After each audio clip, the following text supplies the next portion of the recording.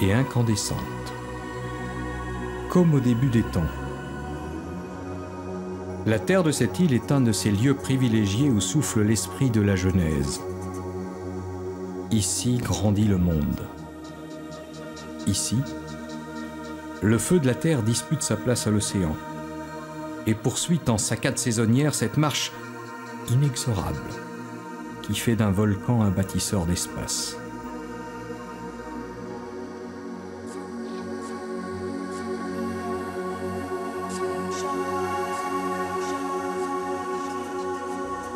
Alors, quand la brume de l'aube balaye les flancs du piton de la fournaise, la Réunion s'éveille au premier matin du monde. C'est un matin qui se prolonge depuis 3 millions d'années. Depuis qu'un premier jet de lave a crevé la surface des flots et posé les bases de ce promontoire qui ne cesse de s'étendre en glissant vers le sud-est. Il porte sur ses flancs l'un des plus beaux et des plus paisibles sites volcaniques du monde.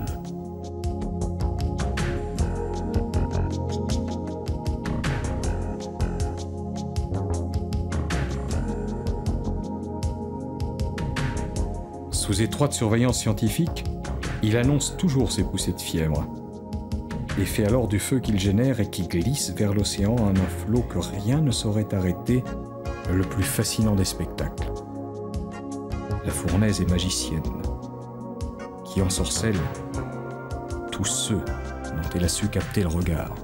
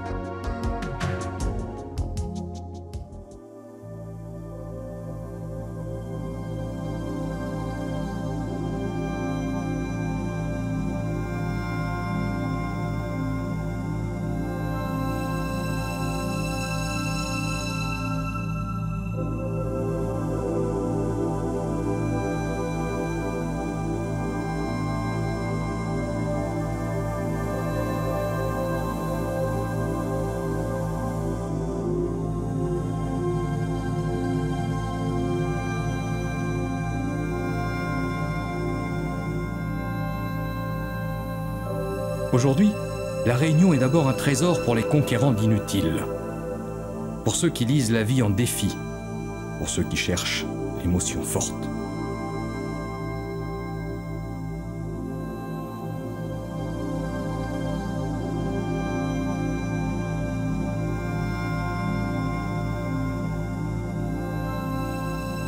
Ce qu'elle scelle dans le repli d'un cratère ou au détour de quelques longues plaines de sable volcanique, dessiné par les humeurs du vent et les forces de l'érosion, c'est un paradis de l'étrange. L'espace échoué d'une planète inconnue. Il faut avoir gravi au petit matin cet immense escalier qui vous mène aux 2631 mètres actuels du sommet pour comprendre quel jeu de trompe-l'œil a patiemment créé le magma surgi du cœur de la planète.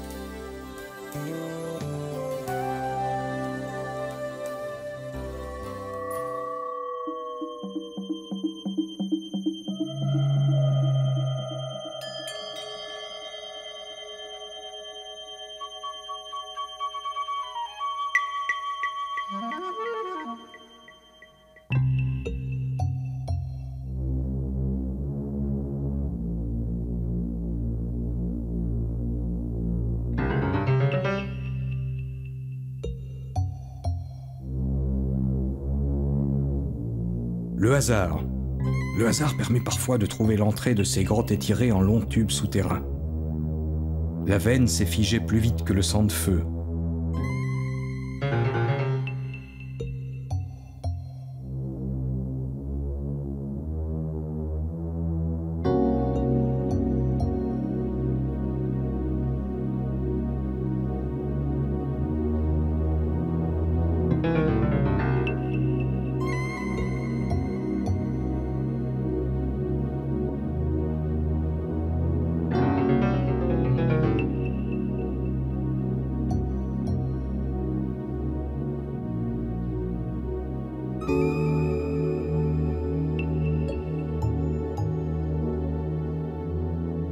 Du torrent qui s'est tari après la dernière poussée ne subsistent que des perles ou des maillons cristallisés.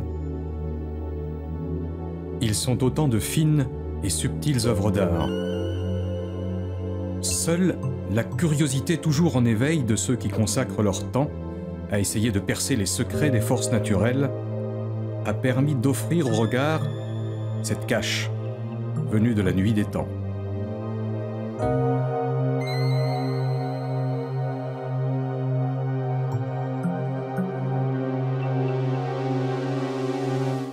Encore faut-il accepter les dédales du parcours initiatique qui mène à ces joyaux longtemps laissés pour compte.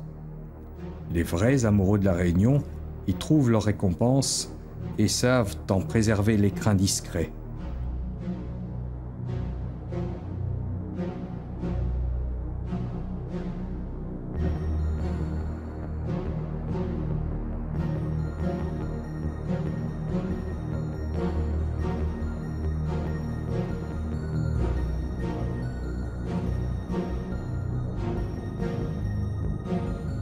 Ils savent aussi que le halo qui naît des premières étreintes du soleil est un manteau incertain pour donner encore plus de vigueur à l'envoûtante atmosphère des lieux.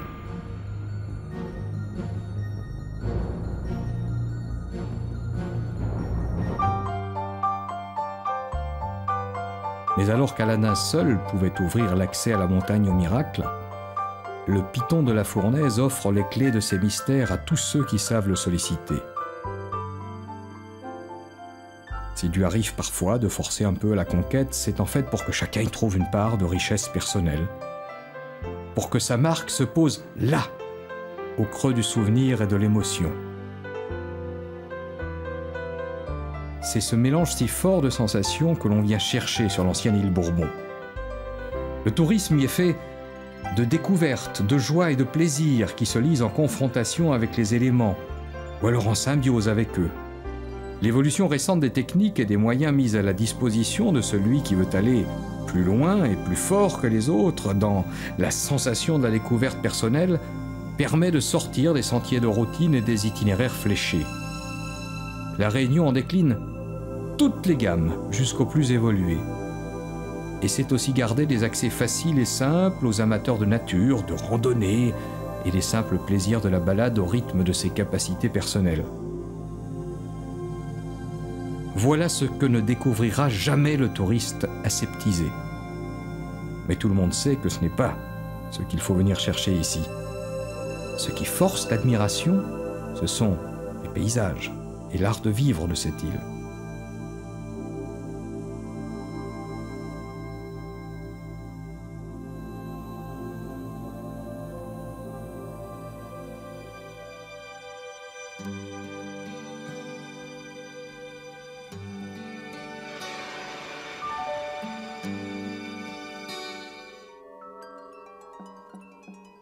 C'est sur sa façade est, celle où viennent buter les alizés et où se déchire soudain le ciel des averses tropicales, que la nature préserve son écrin le plus secret.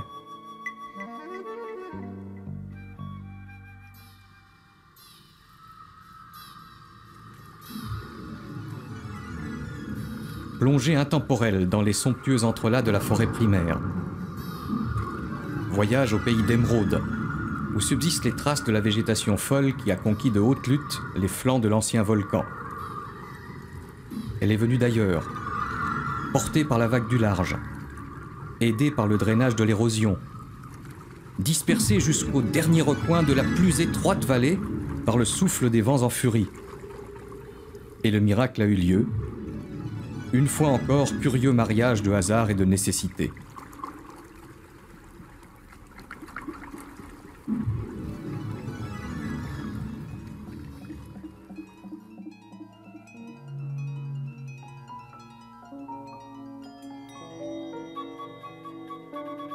Dans ce sanctuaire inviolé, les troncs se sont souvent couchés sous les coups de butoir des cyclones.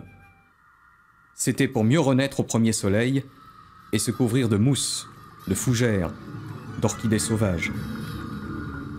Autant de témoins de l'étonnante vitalité de la végétation tropicale.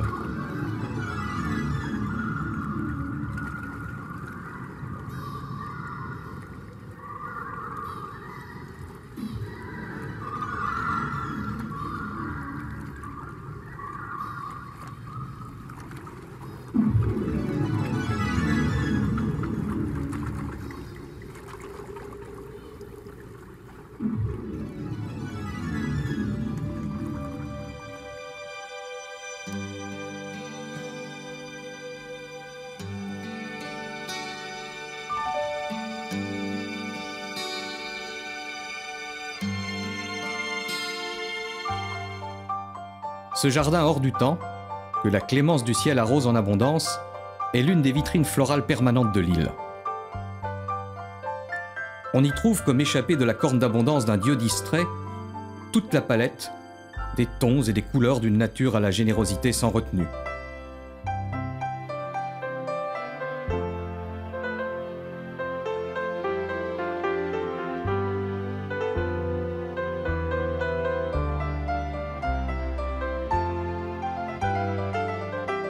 La surprise ne s'arrête pas au délire floral. Les plus modestes fougères ont pris stature d'arbres. Elles offrent aux sentiers de grandes randonnées la fraîcheur et la majesté de leurs corolles qui dentellent les frondaisons. Toutes ces espèces, des plus modestes aux plus délirantes, sont soigneusement protégées. L'homme, qui n'a abordé ces rivages que bien après l'organisation de cet Éden tropical, a appris que ce système était fragile.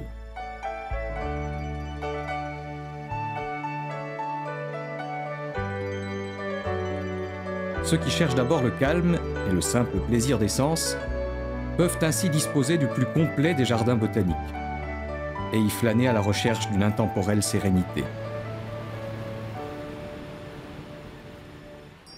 Et puis, il est bien difficile de résister à l'appel des eaux vives et des parcours de découverte que tissent torrents et cascades en dévalant vers les plages. L'île de la Réunion figure au livre des records des amateurs d'émotions fortes, par le canyoning et par l'escalade.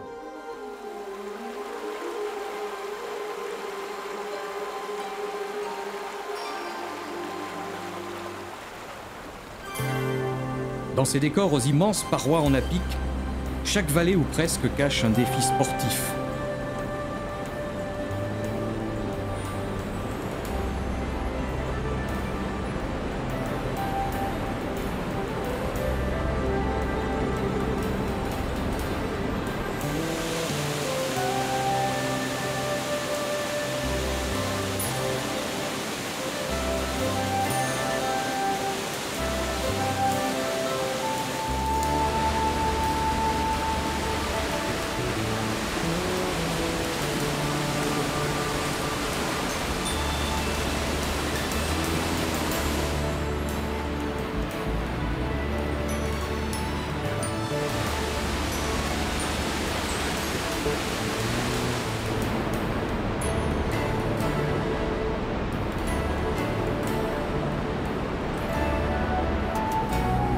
Ici, au bassin La Paix, l'ardeur des raiders d'occasion n'est jamais tempérée par la fraîcheur des courants en folie.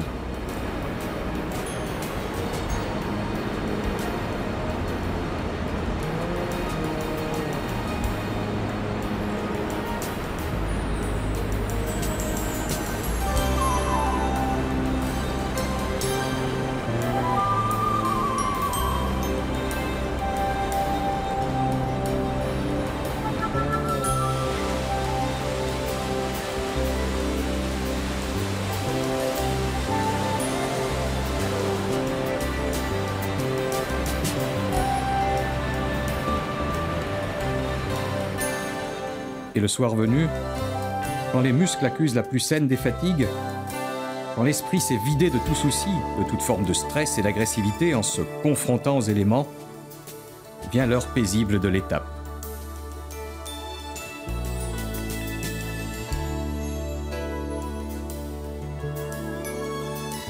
Le sourire est sans fard, l'accueil est toujours aimable, la générosité sans limite. La Réunion dévoile son autre charme discret, fait d'art de vivre, de tolérance et de respect de la tradition. Pour ces moments où prime la convivialité, il est aussi des lieux privilégiés. Le cirque de Salazie est l'un de ceux-là.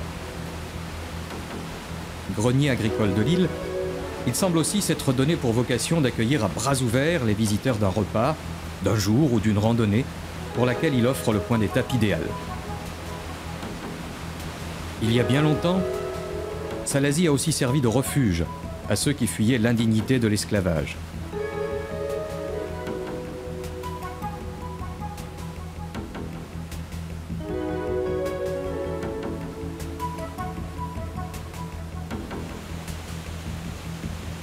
Puis il a offert la richesse de sa terre et de ses rivières aux bras et aux retenues multiples à la génération des petits planteurs venus tenter leur chance dans ces hauts que les grandes compagnies sucrières ne leur disputaient pas. Leurs origines modestes et leurs racines paysannes ont fait le reste. Et tissé la trame qui a fait de ces îlettes perchées à flanc de coteaux des refuges paisibles et charmeurs. Pas toujours facile d'accès, il est vrai. Mais pour qui a su gagner ces hauteurs, les ruelles de ces hameaux au délicieux décor colonial sans âge respirent un agréable parfum de bien vivre.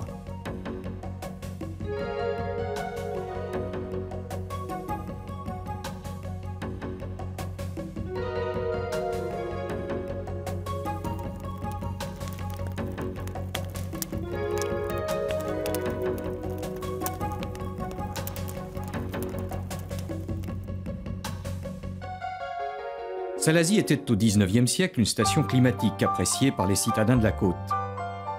Elle reste leur jardin secret pour les escapades des fins de semaine trop agressées par le soleil.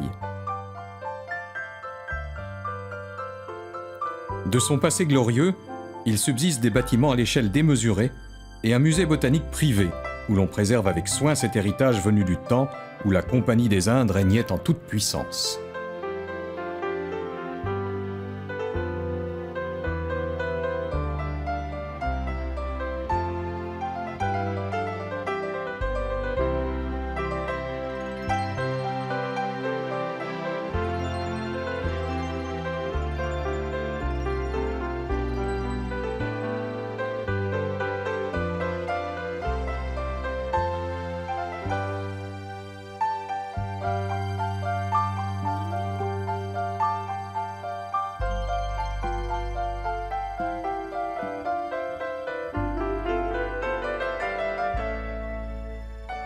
Il reste aussi quelques vestiges que la mémoire et les guides contemporains ignorent. À tort, quand il s'agit des très discrètes résurgences des sources qui avaient fait l'un des attraits du lieu et qu'un cyclone sans savoir-vivre a effacé vers le milieu du siècle du paysage commun. La tradition, c'est heureux, en a conservé le difficile chemin d'accès. Elle sait aussi préserver la confidentialité du goulet qui mène au phénomène minéral le plus étrange.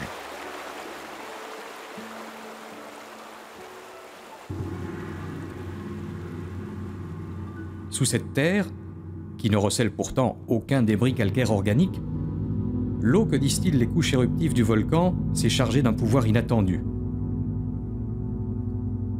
Elle sait transformer en pierre tout ce qu'elle touche, à commencer par ses propres canaux souterrains, revêtus d'un drapé en constante évolution. Il ne l'avait pas avoué, mais le volcan s'est montré un pouvoir de plus, en déroulant un tapis neuf de pierres immaculées.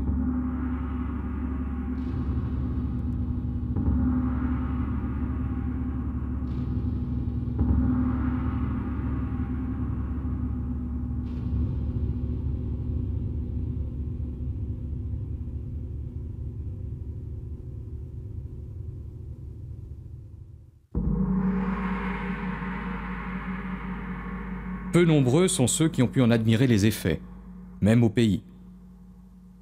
C'est que de cyclone en cyclone, la confidentialité de l'accès se voit renforcée, et qui sait si demain elle ne sombrera pas dans l'oubli.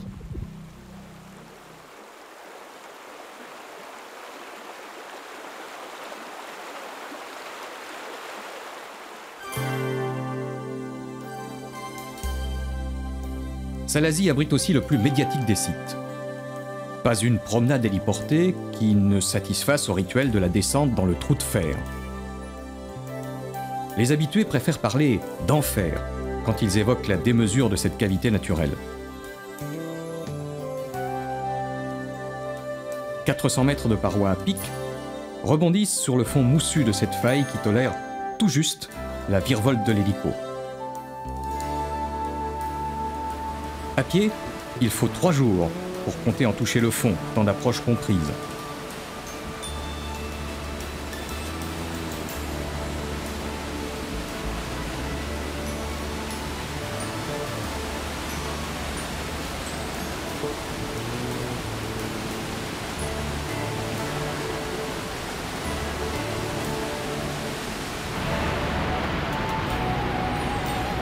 Les règles du jeu figurent même au livre mondial des records des adeptes les plus convaincus de l'escalade et du canyoning. Folie? Non. Les règles de sécurité ne le permettent plus. Mais émotion garantie à coup sûr. On ne se glisse pas sans crainte, ni sans courage, jusqu'aux portes de l'enfer.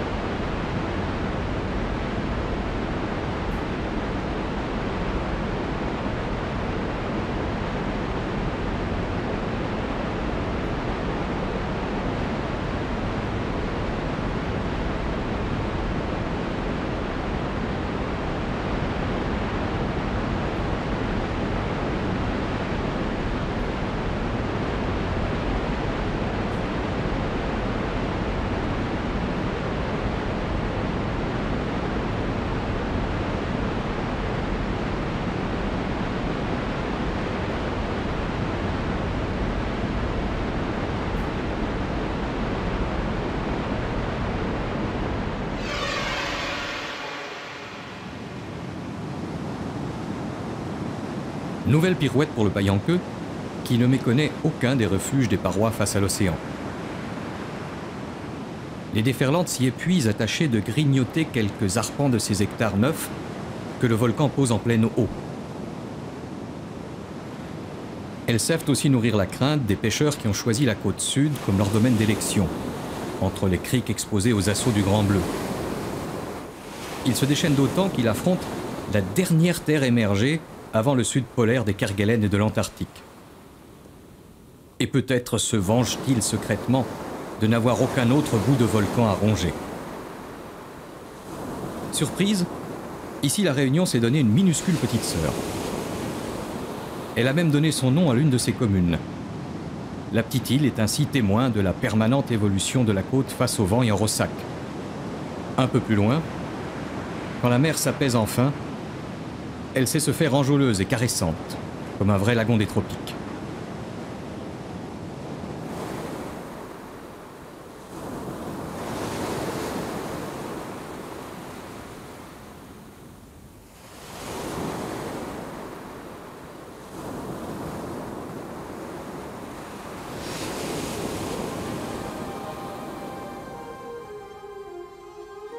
C'est de ces refuges romantiques et parfumés, où nichent volontiers les sentinelles déserts, que s'élancent les chemins qui partent à l'assaut du cirque de Sillaos, le pays où il fait bon vivre, selon la racine malgache du mot.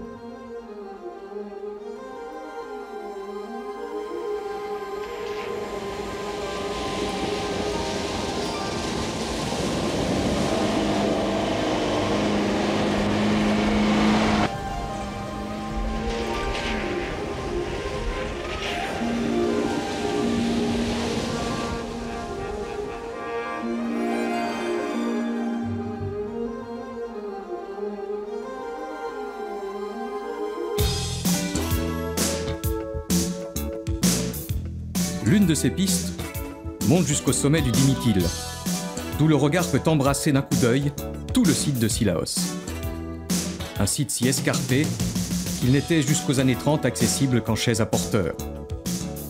Le long voyage se justifiait par l'attrait des sources thermales.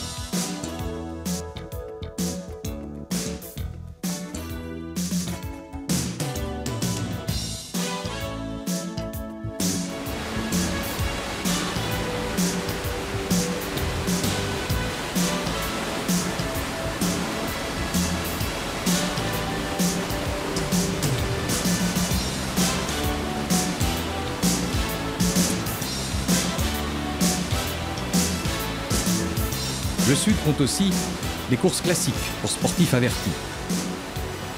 Il est vrai qu'au pied des sommets, où culmine l'île, les canyons se font encore plus impressionnants qu'ailleurs. Ils ne sont que gorges en série, où le kayak est roi. Frisson garanti sur les frêles embarcations chahutées de cascade en cascade.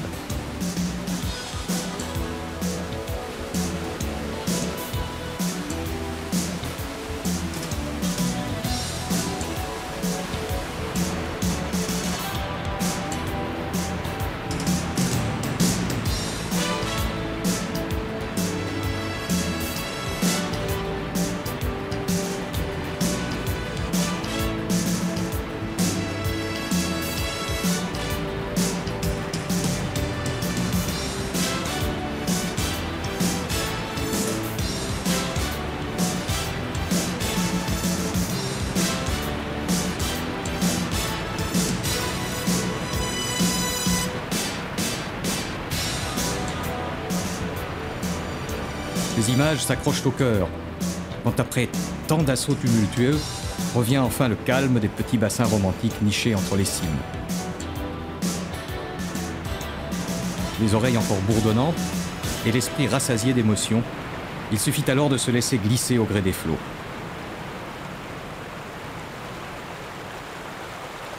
Que la remontée vers le village se fasse alors à pied ou en tout terrain, sur un lit de galets, elle ne peut qu'être émaillée du récit de l'exploit et des souvenirs encore tout frais de tant de riches instants et de sensations à bras-le-cœur.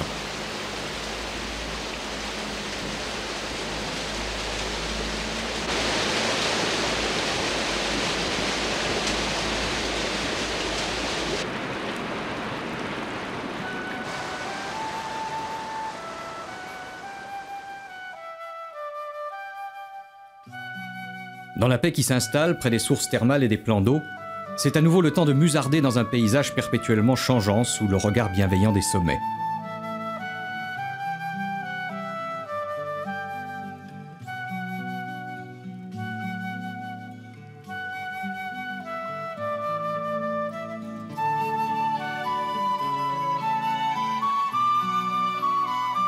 La journée peut alors se terminer dans un cadre familial, autour d'un savoureux curry, longuement mijoté au feu de bois selon les recettes d'une tradition aux 1000 saveurs.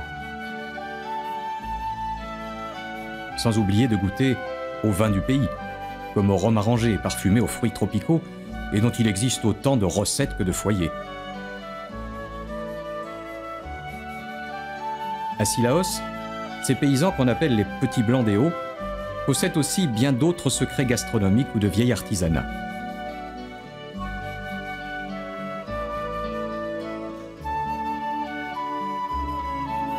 Les femmes se transmettent la vieille technique de la broderie et des jours, ces fines dentelles qui ornent mouchoirs, napperons et chemisiers.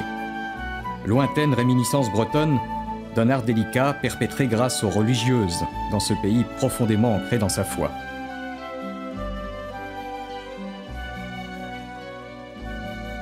Cilaos, gardienne des usages d'antan, est une petite cité qui ambitionne de devenir un lieu de cure réputé, grâce à ses 3 sources riches en fer et en acide carbonique. Elle sait s'en donner les moyens sans rien perdre de sa paisible séduction.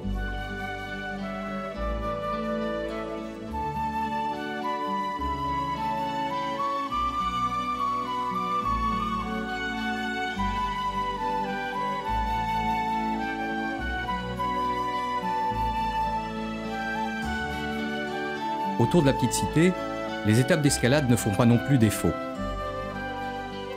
La plus connue, tel un grand classique qui oblige au détour, ce sont les chutes de fleurs jaunes. Ces parois vertigineuses ont été vaincues pour la première fois en 1989.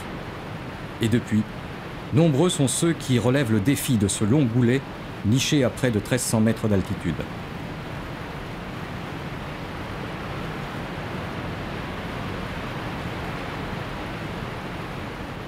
Le Papang, seul et emblématique rapace de l'île, salue l'exploit d'un coup d'aile.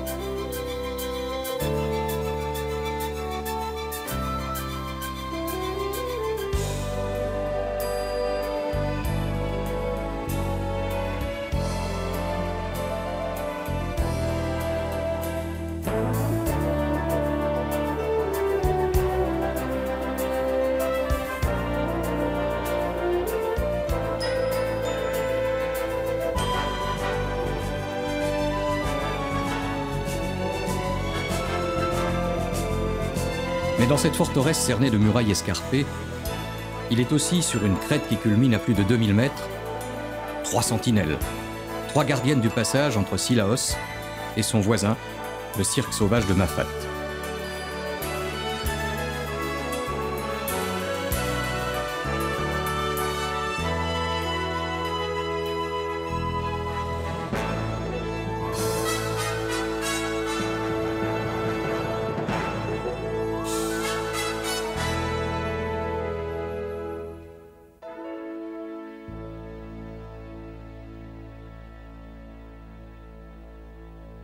On les appelle les 3 Salazes.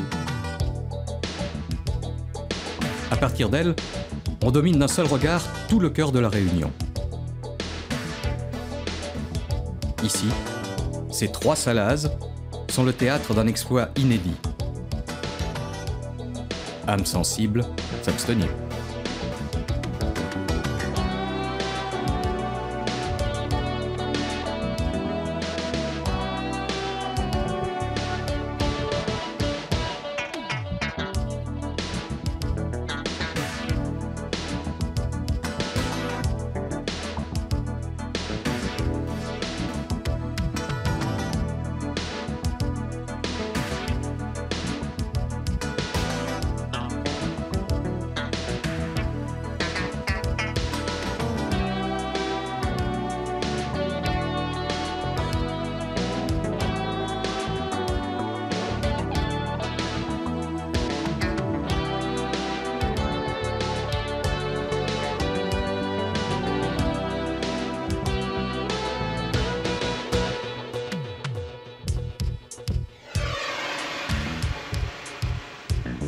Le Paillenqueux ramène vers le rivage de l'ouest, où alternent les plages de sable blanc ou noir et les rochers agressés par le flux et le reflux.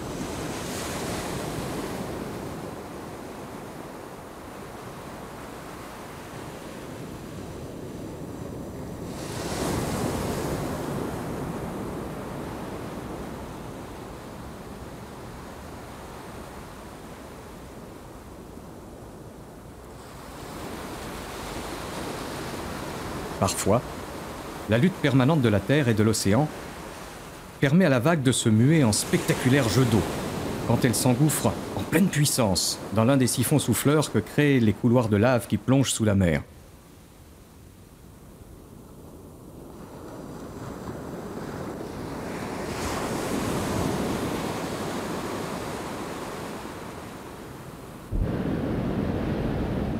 Superbe parade nautique qui se donne en permanence et se joue à guichet fermé.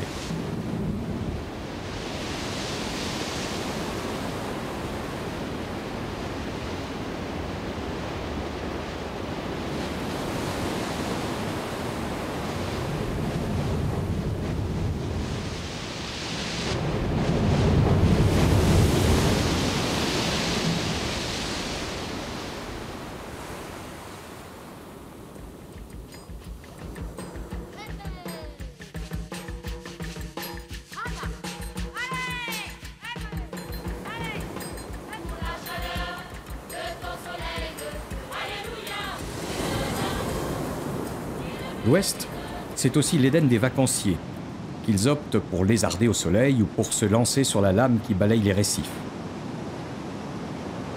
Les spots de Saint-Leu y ont acquis stature internationale. Ils figurent au programme des championnats mondiaux de la spécialité. Ils permettent à toute une jeunesse qui admire les prouesses des surfeurs californiens, australiens ou hawaïens de se lancer à leur tour dans une longue glisse à fleur d'eau.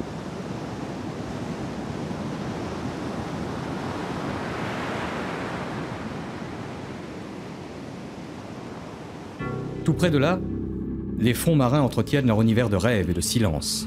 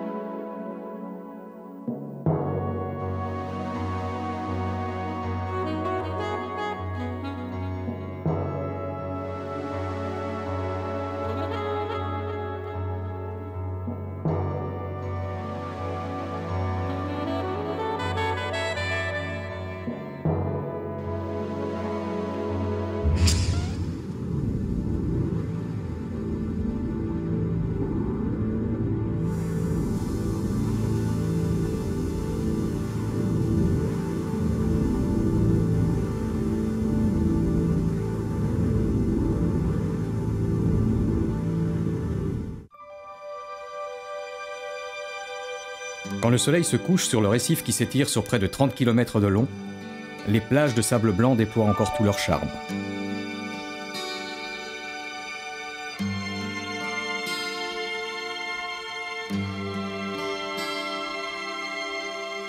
De Boucan-Canotte à la Saline, tout l'éventail des loisirs balnéaires modernes est déployé sur ces longues enfilades où il fait bon se laisser aller aux caresses de l'astre du jour.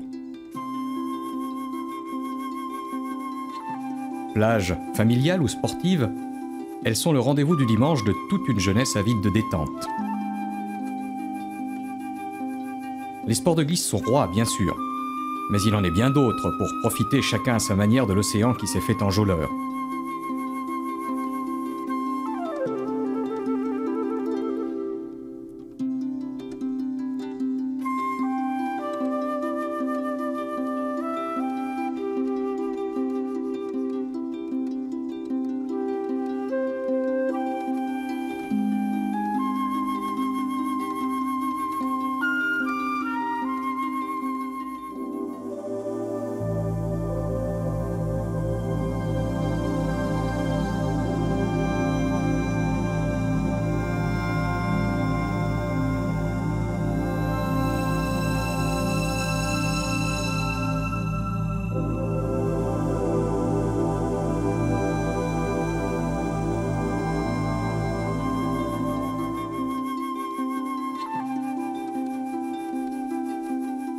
Depuis plusieurs années, dans cet espace où se dressent la plupart des grands hôtels, des aménagements d'envergure ont été réalisés.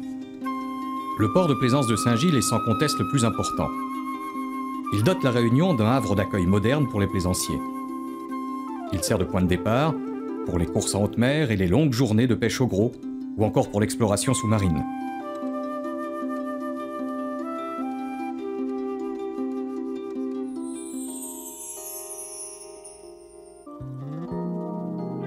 Boucan-Canotte est le fleuron de ce domaine du farniente.